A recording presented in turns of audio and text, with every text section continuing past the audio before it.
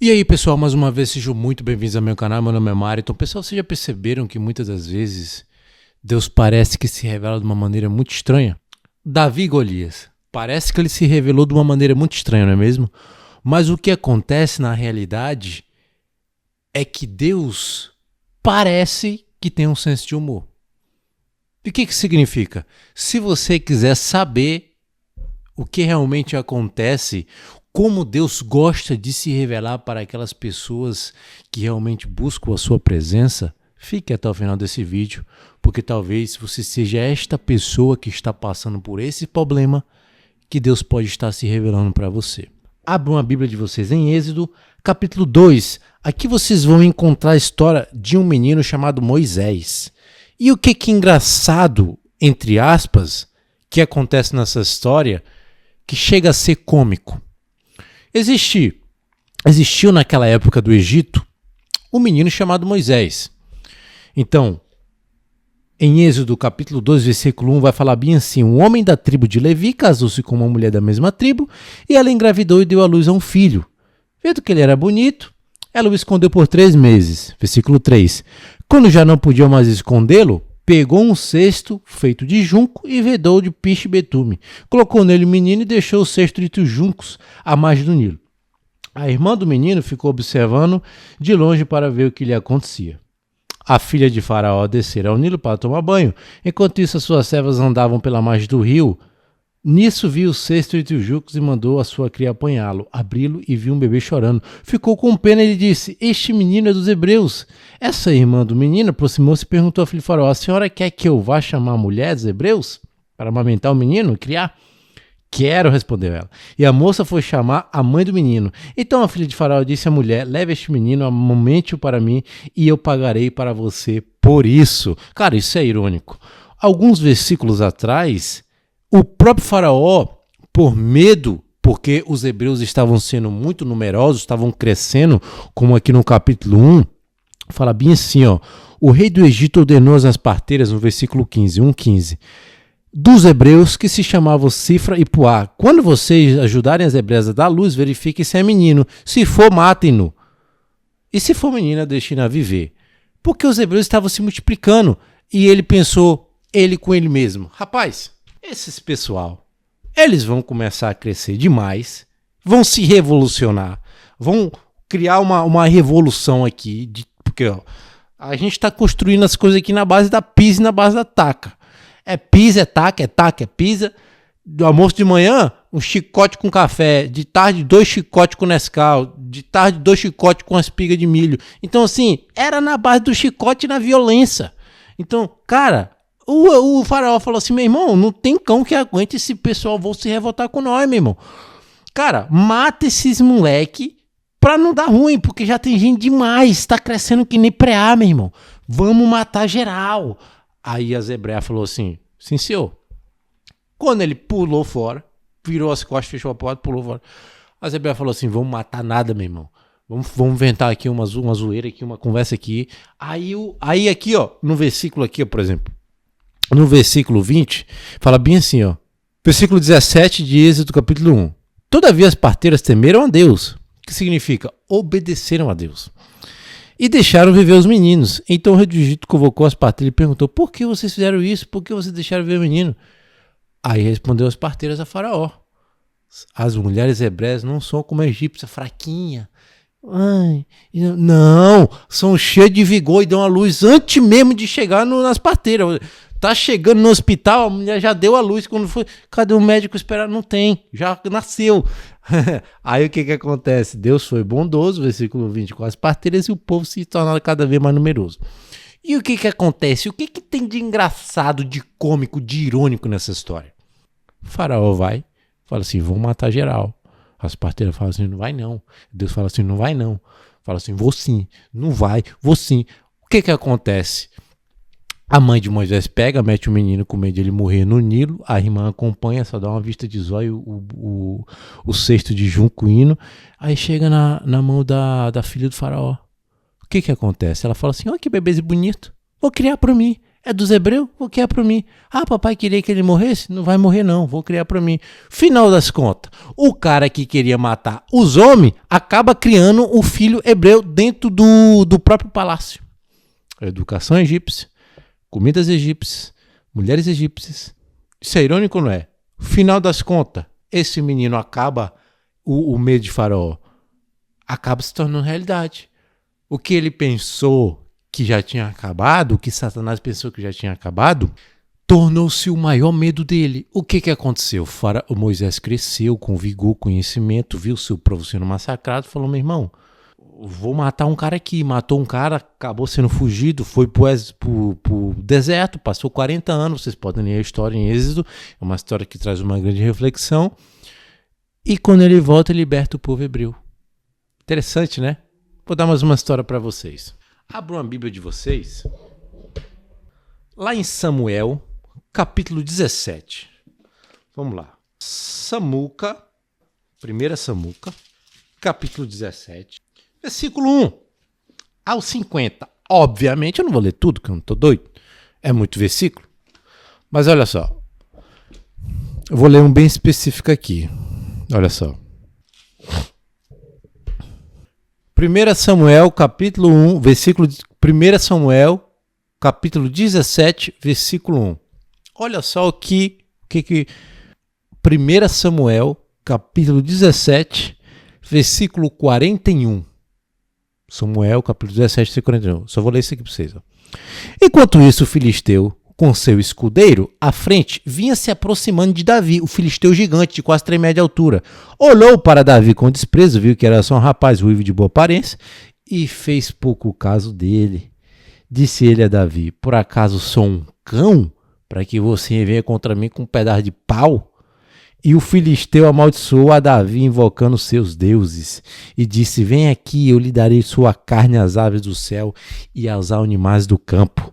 Davi, porém, disse ao filisteu, você vem contra mim com espada, com lança e com dardos, mas eu vou contra você em nome do Senhor dos Exércitos, o Deus dos Exércitos de Israel, a quem você desafiou.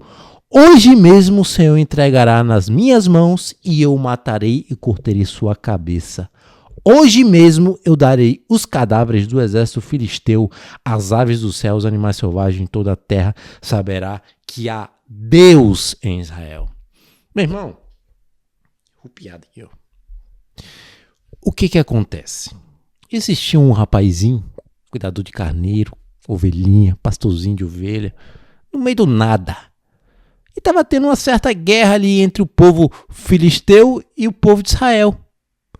O povo filisteu era um povo pagão, adorava a deuses, fazia um monte de besteira, matava geral, cheio de fuleiragem, raparigagem. O que acontece? Chegou uma hora que ele falou assim, rapaz, vamos dominar esse povo de Israel aí, vamos invadir. Aí meteram os filisteus, que era uma galera gigante, de quase 3 metros de altura. Às vezes as pessoas pensam gigante, pensam que é 20 metros, mas não é não, gente. 3 metros já é grande pra caramba. Então se você coloca uma galera ali, uns 20 camaradas, 30 camaradas na frente de 3 metros de altura, já dá um medo danado. Então assim, o povo de Israel, que naquela época com o rei Saul tava fazendo besteira, falou assim, rapaz, não tem ninguém pra mandar, pra matar esse cara, meu irmão. O cara é muito sanguinário. O cara, Deus me livre, meu irmão. Quem que vai conseguir matar um maluco desse aí? Só tem carne e osso, meu irmão. E gigante com uma espada de quase 600 quilos. Esse bicho é um animal, meu irmão. Aí os caras falam, meu irmão, não vai dar. Corre, corre. Aí o rei Saul falou, meu irmão, não vou. Aí o pessoal vai, rei, eu não vou, eu vou morrer. Vai ficar sem rei aqui. Aí o que acontece? O profeta Samuel, enviado por Deus, vai lá na casa de Davi e pergunta ao pai de Davi, Jessé, eu estou procurando um substituto porque rei Saul está fazendo besteira, eu quero ungir, já mandaram para me ungir. Me mostre seus filhos. Ele foi mostrando um por um. Aí o profeta Samuel falou, não é esse. Rapaz, mostrou tudinho. Falei, não, rapaz, tu não tem. Não, Deus me mostrou isso aqui não. Tá errado. Procura aí que ou tu tá escondendo. Ah, é porque que tem um ali, cuidador de ovelha, né? Você sabe, mas acho que não é ele não. Trague lá pra me ver. Rapaz, quando eu trouxe, o profeta Samuel bateu o olho e falou, esse aí mesmo.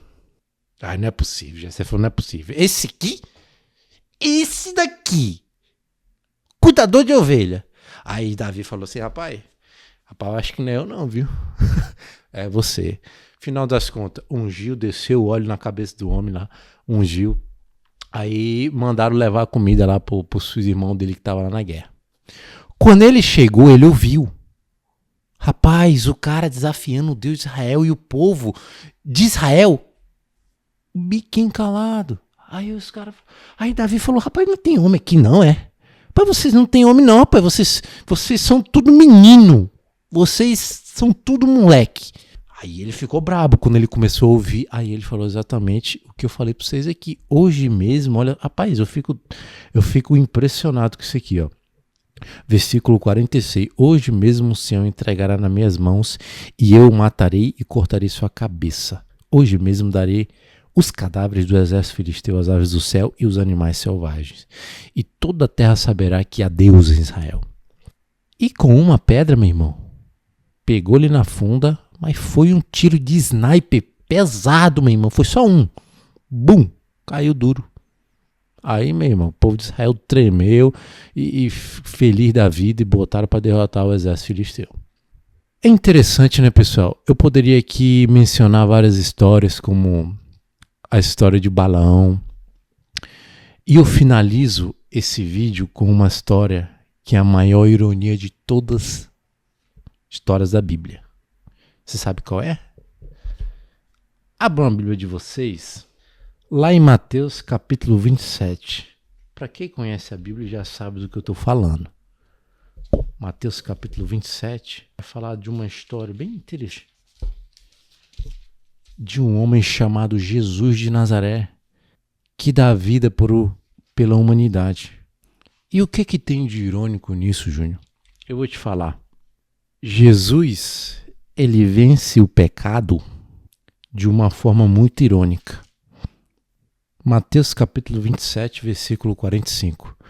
E houve trevas sobre toda a terra, do meio-dia às 3 horas da tarde, que Jesus já estava no madeiro. Por volta das 3 horas da tarde, Jesus brandou em alta voz: Eloi, Eloi, lama sabachthani, que significa: Deus meu, por que me abandonaste? Quando alguns que estavam ali ouviram, disseram: ele está chamando Elias, etc, etc, etc. No versículo 50, depois de ter bradado novamente em alta voz, Jesus entregou o Espírito. Isso é muito irônico e ao mesmo tempo muito assombroso.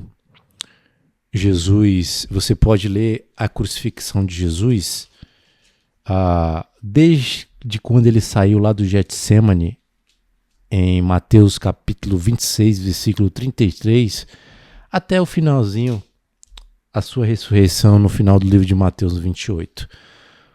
Leia com muita cautela, com muita atenção, e você vai ver que Jesus é preso, que Jesus é traído, que Jesus é cuspido, que Jesus é chicoteado, que Jesus é maltratado, que perguntam se ele é o Cristo, né? Uma parte que também me impressiona muito é o fato de, quando Judas o traiu, aqui no capítulo 26, no versículo 50, fala bem assim. Eu vou ler do 48, fala bem assim. O traidor havia combinado um sinal com eles, dizendo-lhes: Judas havia combinado o sinal com os sacerdotes. Aquele ao que saudar com um beijo é ele, prendam-no. Porque ele tinha feito o acordo para trocar Jesus por moedas de prata, né? Dirigindo-se imediatamente a Jesus, Judas disse: Salve, mestre! E o beijou. E olha a parte que me impressiona. Inclusive, Augusto Curry, no seu livro O Estudo da Mente Mais Brilhante da Humanidade, ele comenta sobre esse assunto, é de arrepiar. Jesus perguntou, versículo 50, amigo, o que o traz? Meu irmão, eu não sei você, Mas você chamar um traidor de amigo, tem que ter muita tranquilidade naquele momento. Então você consegue observar, pessoal, desde o momento em que Jesus sofre a pressão de Satanás no Getsêmani e vê os discípulos dormindo enquanto Jesus fala para eles vigiarem, por 2 vezes vê ele dormindo. Um amigo, um discípulo que ele sabia desde o começo, mas até o final, ele tentou até o último, chamando de amigo para que ele não fizesse essa besteira.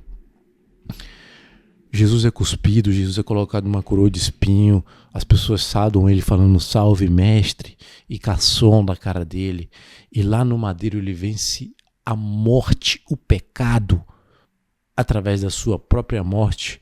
Uma pessoa que não cometeu uma fagulha, eu duvido você me apontar uma fagulha que Jesus cometeu de pecado. Não cometeu uma fagulha, nasceu nesse mundo. O único intuito de Satanás a vida inteira de Jesus era fazer uma coisa só: fazer Jesus pecar, de alguma maneira. Esse era o objetivo de Satanás. Foram 33 anos somente nessa missão. E ele não conseguiu, graças a Deus. E hoje eu e você temos a oportunidade de estarmos aqui estudando isso e praticar o que Jesus ensinou. Entende? Então é muito mais do que simplesmente chegar aqui, eu abrir a palavra de Deus e falar para vocês, isso aqui é irônico. Não é isso, pessoal. O que eu estou tentando mostrar para vocês é algo muito maior. Talvez você esteja ouvindo aí, desse lado do computador, do celular, e você esteja ouvindo e falar assim, cara, meu irmão, minha vida está toda torta, eu não sei o que está acontecendo comigo, meu casamento está se despedaçando, eu tenho brigas com meu irmão, com meu pai, há anos que eu não falo com os meus pais, eu não sei qual o dilema que você está passando na sua vida, mas existe uma pessoa, a pessoa de Jesus, a pessoa que morreu por um mero pecador que nem eu e você. Só para vocês terem noção, pessoal, não faz sentido, logicamente, Jesus morrer por nós. É puro amor. Não tem sentido nenhum. Como é que uma pessoa sem pecado morre por alguém, pecador como eu, miserável, num mundo de miséria que nem esse, de dor, de tudo que é ruim, e vem lá do céu, tira o seu manto de dignidade, de poder, e vem aqui viver num mundo onde só tem miséria, por amor a mim e por amor a você. Tanto que quando o apóstolo João, ele tem uma frase bem interessante que eu gostaria de compartilhar com você, para o vídeo não ficar muito longo. Ele fala bem assim, eu vou colocar o versículo aqui, ele fala bem assim: Deus amou o mundo de tal maneira. O apóstolo João poderia ter usado alguns verbos, como ágape, mas como é que ele desejou expressar a maneira como Jesus ama? De tal maneira. Não tem como explicar o amor de Jesus. Então, assim, esses momentos em que parece que a sua vida está sendo derrotada, você está sofrendo uma pressão muito grande por parte do inimigo, é exatamente nesse momento que Deus gosta de se revelar para as pessoas, para você. O que está te impedindo? O que está fazendo com que você olhe e fale assim, poxa, eu não estou conseguindo, cara, tá difícil, tá isso. É nesse momento que você precisa, eu sei que é difícil, mas se apega a Jesus e fala assim, cara, eu vou tentar mais uma vez, eu vou tentar mais uma vez, eu vou tentar mais uma vez. Romanos capítulo 8, versículo 1 é um versículo que eu gosto muito, ele fala bem assim, nenhuma condenação há para aqueles que estão em quê? Que nunca caíram? Que nunca pecaram, que nunca resvalaram o pé, que nunca mentiram. Não é isso, pessoal.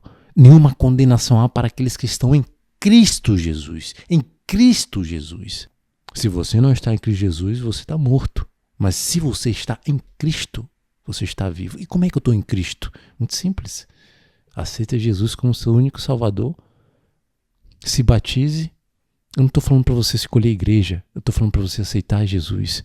O ladrão da cruz, quando ele morreu, ele não foi batizado na igreja adventista, não foi batizado na presbiteriana, na assembleiana. Não, ele aceitou Jesus. Não do tempo nem do batismo. Ele aceitou Jesus, perdoou, Senhor, eu reconheço que eu sou um pecador e mereço e careço da tua misericórdia. Com o tempo, Deus vai te mostrar qual é a igreja verdadeira. Com o tempo, Deus vai te iluminar. Você com o estudo da Bíblia, você vai conseguir descobrir qual é a igreja verdadeira. E está aqui guarda os mandamentos de Deus e tem a fé em Jesus, está em Apocalipse. Essa é a igreja verdadeira. A igreja que não guarda os mandamentos de Deus não é verdadeira. Simplesmente isso. Eu gostaria de fazer uma oração com você para finalizar esse vídeo. Querido Deus e amantíssimo Pai, louvado seja teu nome para essa pessoa que chegou até o final desse vídeo. Sei que o vídeo ficou um pouco longo. Talvez uma ou outra pessoa não vão assistir, mas, Senhor Jesus, se for da tua vontade, tua misericórdia, chegue no coração dessa pessoa. Às vezes ela está passando por um problema muito grande e só tu, Senhor, pode dar essa paz. O teu Espírito pode chegar no coração dessa pessoa. Qualquer corrente de pecado que segure esta pessoa, qualquer corrente de maldição, que o Senhor quebre em nome de Jesus, Pai. Suplica a tua bênção, que o Senhor possa dar muita saúde, muita paz e principalmente, Senhor, a vida eterna para essa pessoa. Que ela possa sentir vontade de conhecer esse Jesus que amou a ela de tal maneira, que morreu por ela e espera de braços abertos, se revela através da sua palavra, para que ela consiga estudar a Bíblia, para que ela consiga estar mais perto de ti dia a dia e viver uma vida próspera espiritualmente, financeiramente, né? Matrimonialmente, independentemente da situação que ela esteja passando. Muito obrigado, Senhor. Abençoe-nos, em nome de Jesus suplico.